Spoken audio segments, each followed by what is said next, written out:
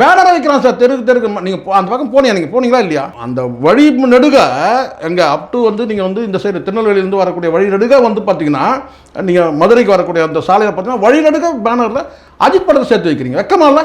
சினிமாவிலே வந்து உங்களால் ஜெயிக்க முடியும். இன்னைக்கு வரைக்கும் அஜித் தெரியுமா சார்? வேணா ஒரு கூட்டம் கூட்டலாமா? இதே நான் சொல்கிறேன், சவாலோடு சொல்கிறேன். இந்த பாரப்பட்டி இந்த மைதானத்தில் 500 ஏக்கர் 250 ஏக்கரில் தான் நீங்கள் ஆக்குபை பண்ணியிருக்கோம். அஜித் ஒரு பொதுக்கூட்டம் போட்டோமே, மாநாடுலாம் வேணாம், ஸ்டேஜில் ஒரு பொதுக்கூட்டம் போட்டோம், 500 ஏக்கர் நிரம்பி ஒழியும். சவால் விட்டு சொல்கிறேன் நான். ஏன்னா அவ்வளோ வந்து ரசிகர் செல்வாக்குன்னு போது அப்படி இருக்குது. ஓகே, அவர் பச்சையாக சொல்கிறாரு, ஓப்பனாக சொல்கிறாரு, என்னுடைய சுயநலத்துக்காக உங்களை பயன்படுத்திக்க மாட்டேன். கரெக்ட் தானே சார்? இன்றைக்கி 2 உயிர் போயிடுச்சு.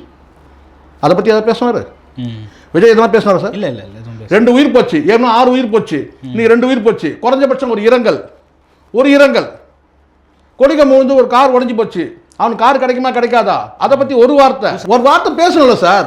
நீங்கள் கொடிக்கம்பு வந்து டேமேஜ் ஆயிடுச்சு, ஓகே, சென்டிமெண்ட் தான் யோசிக்கிறீங்க. ஐயோ ஆரம்பமே கொடிக்கம்பு வந்துச்சுன்னு சொல்லி சென்டிமெண்ட்டாக ஃபீல் பண்ணுறீங்க. அவருக்கு புது கார் கொடுக்குறீங்க, அது கொடுக்கலன்றதான் அறிவிப்பு கொடுக்குறதா. அப்புறம் அதுக்கப்புறம் கார் வந்தால் தானே. 6 பேர் நிலைமை என்னன்னு தெரியல, ஏற்கனவே இறந்து போனவங்க, இல்லை 2 பேர் இறந்து போயிருக்கிறாங்க. குறைஞ்சபட்சம் ஒரு இரங்கல் தெரிவிக்கணும்ல சார் மீட்டிங்கில்? அதை கூட நீங்கள் செய்யலாம். எப்படி